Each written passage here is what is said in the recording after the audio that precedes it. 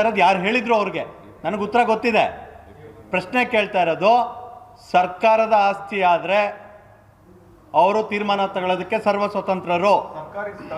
ಸರ್ಕಾರಿ ಸ್ಥಳದಲ್ಲಿ ನಾವು ಧ್ವಜಸ್ತಂಭ ಮಾಡಲಿಕ್ಕೆ ಅನುಮತಿ ಪಡೆದಿದ್ದೀವಿ. ಅದು ರಾಮ ಭಕ್ತ ಮಂಡಳಿಯ ವತಿಯಿಂದ ನಿರ್ಮಾಣ ಆಗಿರುವಂಥ ಧ್ವಜಸ್ತಂಭ.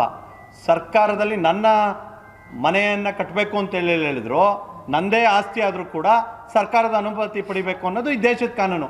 ಅರಿವು ರಾಮ ಭಕ್ತರಿಗಿದೆ. ನಾನು ನಿಮ್ಗೆ ಕೇಳ್ತಾ ಇರೋದು ಇಷ್ಟೇನೆ. ನಾವು ಧ್ವಜಸ್ತಂಭ ನಿರ್ಮಾಣ ಮಾಡಿದಂಥ ಸಂದರ್ಭದಲ್ಲಿ ಅವರೇನಾದರೂ ಅನುಮತಿ ಕೊಟ್ಟಂಥ ಸಂದರ್ಭದಲ್ಲಿ ರಾಷ್ಟ್ರಧ್ವಜಕ್ಕೆ ಮಾತ್ರ ಅನುಮತಿ ಅಂತೇಳಿ ಅವ್ರು ಹೇಳಿದ್ರೆ, ಲೆಟ್ರು ಇವಾಗ ಪ್ರಿಂಟ್ ಆಗೋದಲ್ಲ, ಹನುಮಧ್ವಜ ಆರ್ಸಕ್ಕೆ ಮುಂಚೆ ಪ್ರಿಂಟ್ ಆಗಿದ್ರೆ ಅವ್ರು ಹೇಳಿದ್ದಕ್ಕೆ ಒಪ್ಪಿಗೆ ಇದೆ. ನಾನು ಹೇಳ್ತಾ ಇರೋಂಥದ್ದು ಇಲ್ಲೇ ತರ್ಕ ಇರೋಂಥದ್ದು. ಹನುಮಧ್ವಜ ಹಾರಿದ ತಕ್ಷಣ ಹಿಂದೂ ವಿರೋಧಿ ನೀತಿ ಅನುಸರಿಸ್ತಿರೋ ಕಾಂಗ್ರೆಸ್ ಸರ್ಕಾರಕ್ಕೆ ಮನಸ್ಸನ್ನು ಕದಡಿದ ರೀತಿಯಲ್ಲಿ ಆಗಿದೆ. ಅವರ ತುಷ್ಟೀಕರಣ ರಾಜಕಾರಣಕ್ಕೆ ಮನಸ್ಸು ನೋವಾಗಿದೆ. ಹಾಗಾಗಿ ಅವರು ಭಾನುವಾರ ಈ ಕೆಲಸ ಮಾಡಿದಾರೆ ಹೊರತು, ನಾನು ಇಲ್ಲಿ ತನಕ ಭಾನುವಾರದೊತ್ತು ಯಾವ VA ಅಥವಾ RI ಬಂದು ರೈತರ ಸಮಸ್ಯೆ ಇದೆಯಪ್ಪ ದುರಸ್ತಿ ಮಾಡಿಕೊಡ್ತೀನಿ ಬಾ ಅಂತೇಳಿ ಚೈನ್ ಇಳಿದಿರೋದು ನಾನು ನೋಡಿಲ್ಲ.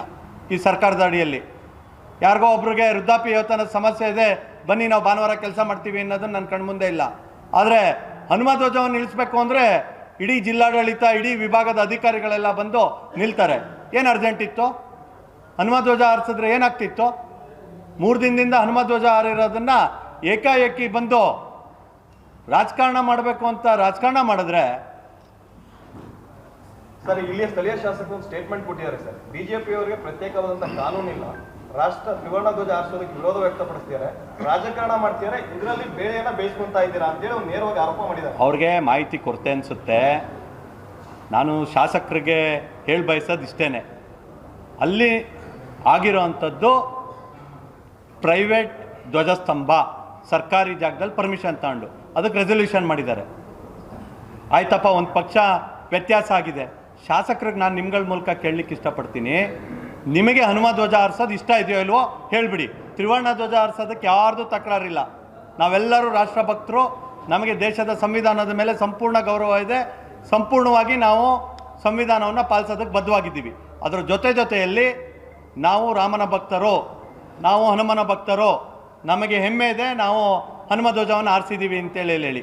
ನಾನು ಒಂದು ಶಾಸಕರು ಕ್ಲಾರಿಫೈ ಮಾಡಬೇಕು, ಅವರು ಹನುಮನ ವಿರೋಧಿನ, ಹಿಂದೂ ವಿರೋಧಿನ, ರಾಮನ ವಿರೋಧನ ಹೌದು ಅಂತೇಳಿ ಹೇಳಿದ್ರೆ ನಮ್ದೇನೂ ತಕರಾರಿಲ್ಲ. ಸರ್, ಈಗ ಅಲ್ಲಿ ಆರಿಸೋವರೆಗೂ ಯಾವುದೇ ವಿರೋಧ ಇರಲಿಲ್ಲ. ಸ್ಥಳೀಯರು ಹೇಳ್ತಿರುವಂಥದ್ದು, ಇಲ್ಲಿ ಸ್ಥಳೀಯರು ಯಾರು ಕೂಡ ವಿರೋಧವನ್ನು ವ್ಯಕ್ತಪಡಿಸ್ತಿಲ್ಲ. ಈ ರೀತಿ ಏಕಾಏಕಿ ಈ ರೀತಿಯ ಬೆಳವಣಿಗೆ ನಡೆದಿರುವಂಥದ್ದು ಇದರ ಹಿಂದೆ ಏನಿದೆ ಅಂತ ತಮಗನ್ಸುತ್ತೆ ಸರ್? ಎಲ್ಲ ಒಂದು ಕಡೆ ಒಂದು ಧರ್ಮದ ತುಷ್ಟೀಕರಣ ಕಾಣ್ತಾ ಇದೆಯಾ? ನಾನು ನೀವು ಕೇಳಿದ್ದ ಪ್ರಶ್ನೆಗೆ ಮುಂಚಿತವಾಗಿ ಅದಕ್ಕೆ ಉತ್ತರ ಕೊಟ್ಬಿಟ್ಟಿದ್ದೀನಿ. ಹನುಮನ ಧ್ವಜವನ್ನು ನೋಡಿ ಮನಸ್ಸಿಗೆ ನೋವಾಗಿರುವಂಥ ಶಾಸಕರಿರ್ಬೋದು, ಸರ್ಕಾರ ಇರ್ಬೋದು, ಅವರ ಭಾವನೆಗೆ ತಕ್ಕಂತೆ ವರ್ತನೆಯನ್ನು ಮಾಡಿದ್ದಾರೆ. ಆ ವರ್ತನೆಗೆ ಹಿಂದೂ ಸಮಾಜ ವಿರೋಧ ಇದೆ, ಹನುಮ ಭಕ್ತರಿಗೆ ವಿರೋಧ ಇದೆ. ಹಾಗಾಗಿ ನಾನು ಈಗಲೂ ಅವ್ರಿಗೆ ವಿನಂತಿಯನ್ನು ಮಾಡ್ತೀನಿ, ಸ್ಥಳೀಯ ಶಾಸಕರಿಗೆ, ತಾಯಿ ಚಾಮುಂಡೇಶ್ವರಿ ಅವ್ರಿಗೆ ಒಳ್ಳೆ ಬುದ್ಧಿ ಕೊಟ್ಟು ನಾಳೆ ಅವರು ಕೂಡ ನಮ್ಮ ಜೊತೆ ಬಂದು ಪಾದಯಾತ್ರೆಯಲ್ಲಿ ಪಾಲ್ಗೊಳ್ಳಿ, ಹನುಮನ ಭಕ್ತನಾಗಿ ಹನುಮಧ್ವಜ ಹಾರಿಸೋಂಥ ಸದ್ಬುದ್ಧಿ ಭಗವಂತ ಅವ್ರಿಗೆ ಕೊಡಲಿ ಅಂತೇಳಿ ಹೇಳಿ ತಾಯಿ ಚಾಮುಂಡೇಶ್ವರಿಯಲ್ಲಿ ಪ್ರಾರ್ಥನೆಯನ್ನು ಮಾಡ್ತೀನಿ. ಯಾಕಂದರೆ ಮನಸ್ಸು ಬದಲಾವಣೆಗೆ, ಮನ ಪರಿವರ್ತನೆಗೆ ಜಾಸ್ತಿ ಸಮಯ ಹಿಡಿಯೋದಿಲ್ಲ. ಅವ್ರಿಗೆ ಯಾರೋ ಜೊತೆಲಿರೋರೇನೋ ಹೇಳಿ ಪಾಪ ಮನಸ್ಸು ಕೆಟ್ಟ ಆಗಿರ್ಬೋದು, ಅವ್ರಿಗೆ ಜ್ಞಾನೋದಯ ಆಗಿ ಬಹುಶಃ ರಾತ್ರಿ ಅಷ್ಟರೊಳಗೆ ಅವ್ರ ಮನ ಪರಿವರ್ತನೆ ಮಾಡ್ಕೊಂಡು ಹಿಂದೂ ಸಮಾಜದ ಪರವಾಗಿ ನಿಂತರೆ ಮುಂದಿನ ದಿನಗಳಲ್ಲಿ ಅವರಿಗೂ ಕೂಡ ಒಳಿತು ಅನ್ನೋದು ನನ್ನ ವೈಯಕ್ತಿಕ ಸಲಹೆ. ಅವ್ರಿಗೆ ಶಾಸಕರಿಗೆ ಸ್ನೇಹಿತನಾಗಿ ನಾನೊಂದು ಸಲಹೆ ಕೊಡ್ತಿದ್ದೀನಿ. ಇದು ಹೋರಾಟ ಅಲ್ಲ, ಒಂದು ಭಾವನೆಯನ್ನು ವ್ಯಕ್ತಪಡಿಸಲಿದ್ದಕ್ಕೆ, ವಿರೋಧ ಮಾಡಿರೋದಕ್ಕೆ, ನಮ್ಮ ಮನಸ್ಸಿನ ಇಚ್ಛೆಯನ್ನು ಈಡೇರಿಸ್ಕೊಳ್ಳೋದಕ್ಕೋಸ್ಕರ ಗ್ರಾಮಸ್ಥರಿಂದ ಒಂದು ನಡಿಗೆ, ಆ ನಡಿಗೆಗೆ ನಾವೆಲ್ಲರೂ ಅವರಿಗೆ ಬೆಂಬಲವಾಗಿ ಜೊತೆ ಇರ್ತೀವಿ. ಇವತ್ತು ಪ್ರತಿಭಟನೆ ಹತ್ತಿಕ್ಕೇರೆ, ನಾಳೆ ಪಾದಯಾತ್ರೆ ಮಾಡೋದಕ್ಕೆ ಅವಕಾಶ ಕೊಡ್ತಾರೆ ಅಂತ ಅನ್ಸುತ್ತಾ ಸರ್? ನಿಮಗೆ ಒಂದು ಮಾತನ್ನು ಹೇಳ್ತೀನಿ, ಹನುಮನ ಶಾಪ ತಟ್ಟಿದ್ರೆ ಶಾಸಕರು, ಪ್ರೀತಮ್ ಗೌಡ, ಇನ್ನೊಬ್ಬರು ಎಲ್ಲರೂ ಬಿಟ್ಬಿಡ್ರಿ. ದೊಡ್ಡವರೇ ಸುಟ್ಟೋಗಿದ್ದಾರೆ. ಯಾರೂ ಕೂಡ ಹನುಮನ ಭಕ್ತರ ವಿರೋಧವನ್ನು ಕಟ್ಕೊಳ್ಳಿಕ್ಕೆ ತಯಾರಿಲ್ಲ. ನಾಳೆ ಎಲ್ಲ ಜಿಲ್ಲಾಡಳಿತದಿಂದ ಹಿಡಿದು ಪೊಲೀಸ್ ವರಿಷ್ಠಾಧಿಕಾರಿಗಳು ಸೇರಿ ನಮಗೆ ಸುಸೂತ್ರವಾಗಿ ಏನು ಗ್ರಾಮಸ್ಥರ ಭಾವನೆ ಇದೆ ಆ ಕಾಲ್ನಡಿಗೆ ಮಾಡಬೇಕು ಅಂತೇಳಿ ತೀರ್ಮಾನ ಮಾಡಿದ್ದಾರೆ. ಆ ತೀರ್ಮಾನಕ್ಕೆ ಪೂರಕವಾಗಿ ಬಂದೋಬಸ್ತನ್ನು ಮಾಡಿಕೊಡ್ಬೇಕು ಅಂತೇಳಿ ಹೇಳಿ ಈಗಾಗಲೇ ಅಶೋಕ್ ಅವರು ಕೂಡ ಮನವಿಯನ್ನು ಮಾಡಿದ್ದಾರೆ. ಪೊಲೀಸ್ ವರಿಷ್ಠಾಧಿಕಾರಿ ಕೂಡ ಅದಕ್ಕೆ ಸ್ಪಂದಿಸಿದ್ದಾರೆ. ಅದರಲ್ಲಿ ಯಾವುದೂ ವ್ಯತ್ಯಾಸ ಆಗೋದಿಲ್ಲ. ಪ್ರಜಾಪ್ರಭುತ್ವ ವ್ಯವಸ್ಥೆಯಲ್ಲಿ ಹೋರಾಟ ದೂರದ ಮಾತು, ಶಾಂತಿಯುತವಾದ ಕಾಲ್ನಡಿಗೆಗೂ ಕೂಡ ಅವಕಾಶ ಇಲ್ಲ ಅನ್ನೋ ರೀತಿಯಲ್ಲಿ ಇವರು ತುಗ್ಲಕ್ ದರ್ಬಾರನ್ನು ನಡೆಸೋದಕ್ಕೆ ಮಂಡ್ಯ ಜಿಲ್ಲೆಯ ಜನ ಒಪ್ಪೋದಿಲ್ಲ. ಹಾಗಾಗಿ ಅವ್ರು ಯಾವುದೂ ಕೂಡ ಆ ಥರದ ನಿರ್ಧಾರಕ್ಕೆ ಬರೋದಕ್ಕೆ ಸಾಧ್ಯ ಇಲ್ಲ ಅನ್ನೋದು ನನ್ನ ಭಾವನೆ. ಸಚಿವರು ಮತ್ತು ಶಾಸಕರು ಒಂದು ಆರೋಪ ಮಾಡ್ತಾರೆ, ಸ್ಥಳೀಯರು ಶಾಂತಿಯುತವಾಗಿದ್ದಾರೆ, ಹೊರಗಿನಿಂದ ಬಂದಂಥವರು ಜಾತಿ ಮತ್ತು ಧರ್ಮದ ಹೆಸರಿನಲ್ಲಿ ವೋಟ್ ಬ್ಯಾಂಕ್ನ ಬಿಲ್ಡ್ ಮಾಡ್ತಿದ್ದಾರೆ. ಏನು ನಾನು ಪಾಕಿಸ್ತಾನ ಬಾಂಗ್ಲಾದೇಶದಿಂದ ಬಂದಿದ್ದೀನ? ಹೊರ ಜಿಲ್ಲೆಯವರು ಅಂತ ಜಿಲ್ಲೆ ಅನ್ನೋದೇನಕ್ಕೆ? ಮೊದಲು ರಾಜ್ಯ, ಧರ್ಮ, ದೇಶ ಇದು ಬರಬೇಕು ಹೊರತು ಈ ಒಡೆದಾಳೋ ನೀತಿಯನ್ನು ಬಿಡಬೇಕು. ಒಟ್ಟಿಗೆ ಏನಾದ್ರು ಬಂದರೆ ನೀನು ಯಾವ ಜಾತಿ ಅವನು ಯಾವ ಜಾತಿ ಅಂತ ಕೇಳ್ತಾರೆ. ಬೇರೆಯವ್ರು ಯಾರು ಬಂದರೆ ನೀನು ಯಾವ ಜಿಲ್ಲೆ ಅವನು ಯಾವ ಜಿಲ್ಲೆ ಅಂತ ಹೇಳ್ತಾರೆ. ಕೊನೆಗೆ ತಮಿಳ್ನಾಡು ಕರ್ನಾಟಕ ಅಂತ ಭೇದ.